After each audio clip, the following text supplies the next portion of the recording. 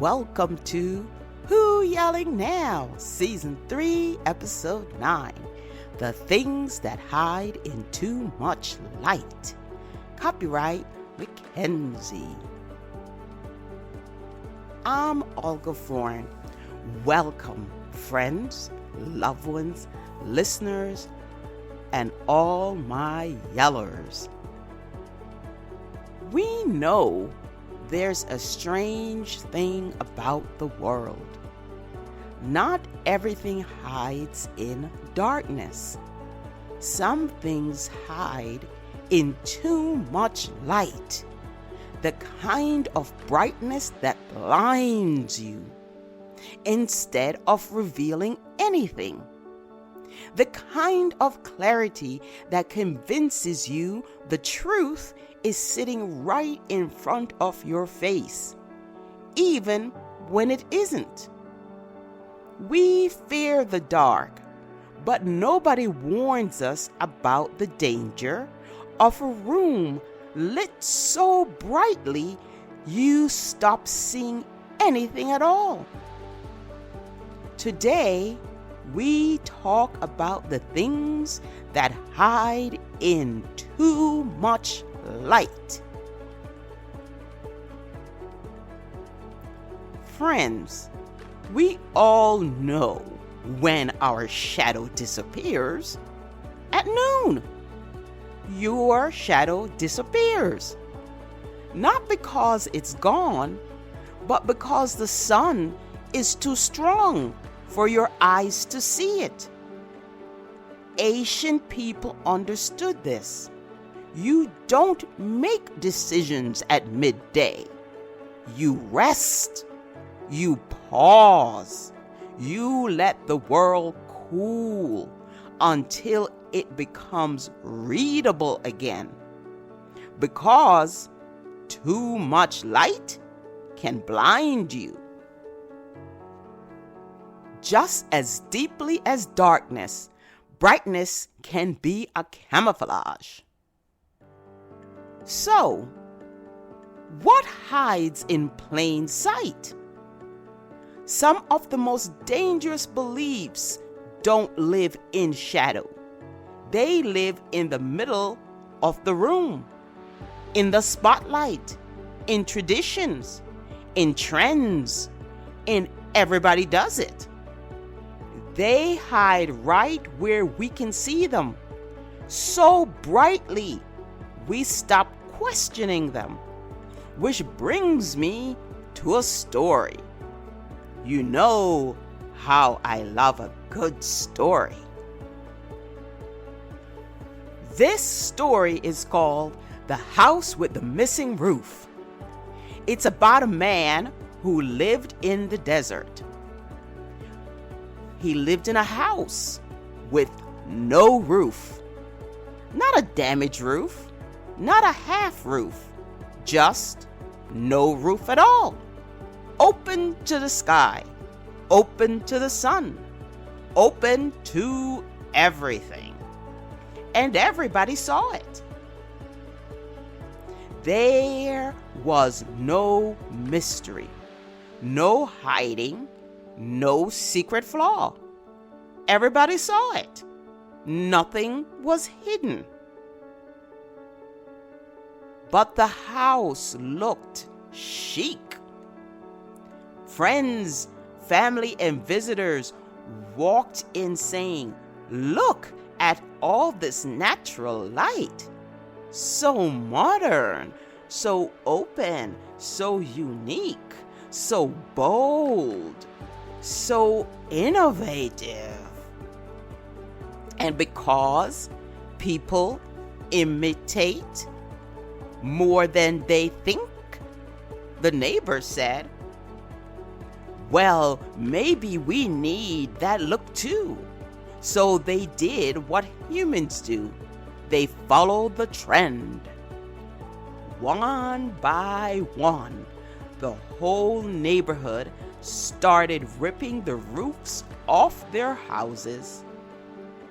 Suddenly, everybody was living under the sky, the wide open sky, calling it fresh, calling it minimalist, calling it desert chic. They would say, "We're ahead of the curve. Roofs are so outdated. Everyone knows openness is the future." But here's the thing about trends.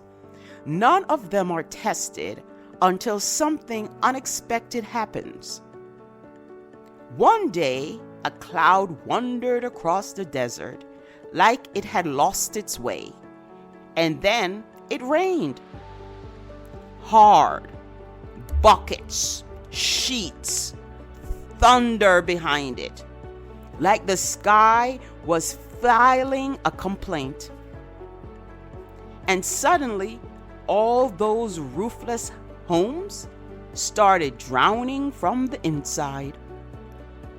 Then the people started running around with pots and pans because their homes were full with water. They were trying to catch the disaster, falling straight through their ceiling they removed. Furniture floating, books ruined, people running outside as it was wet inside, but with less disaster.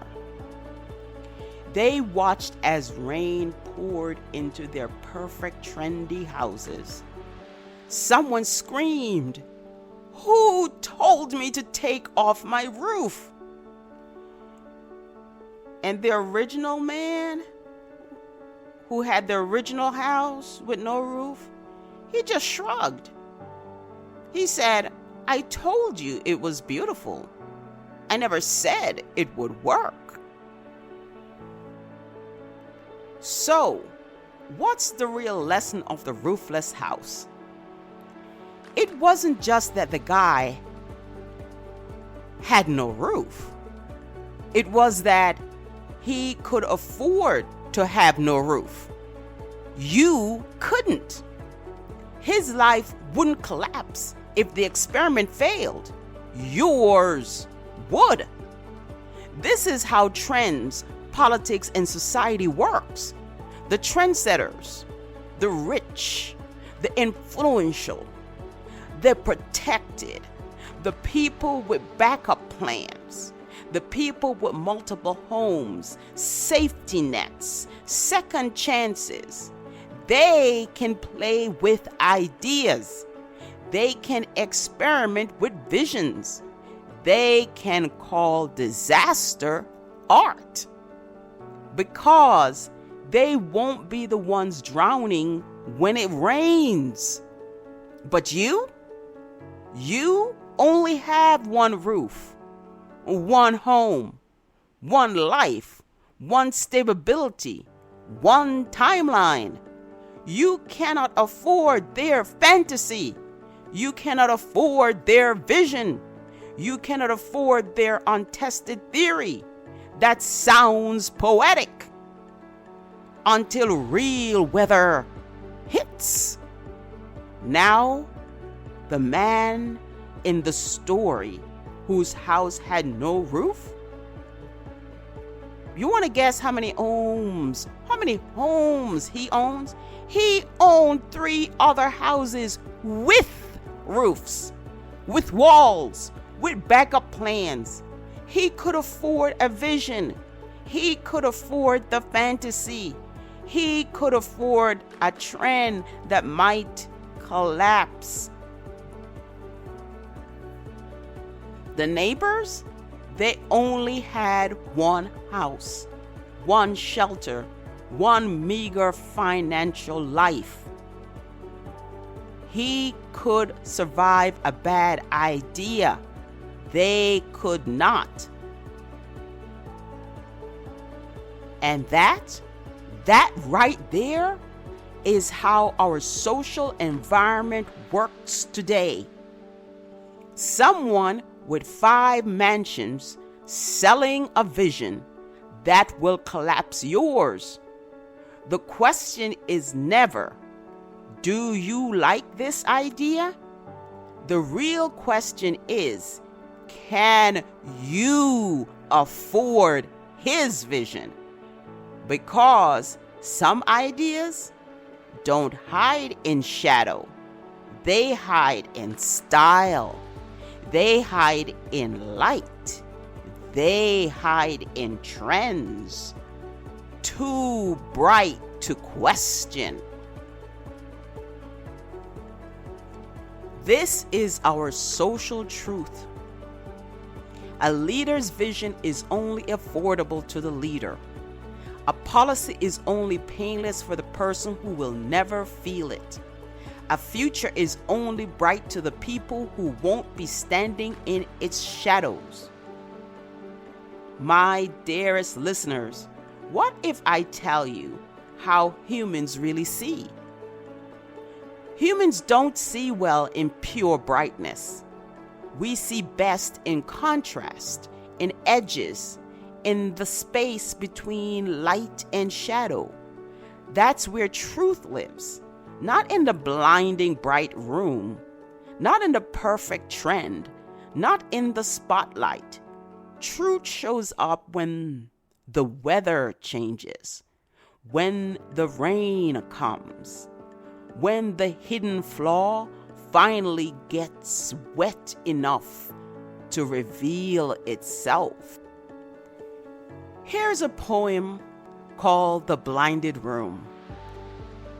Some things hide in the brightest rooms, where truth sits too close to the lamp and loses its shape, where walls glow loudly, where silence burns like a spotlight, where even shadow wait outside the door, refusing to enter a space too bright for honesty. Light reveals truth, but too much light erases it. If today's episode made you laugh, made you think, made you side-eyed your own decisions and your own trends, made you look at your own life and ask, what roof did I remove just because someone else said it was chic? Then the light did its job today.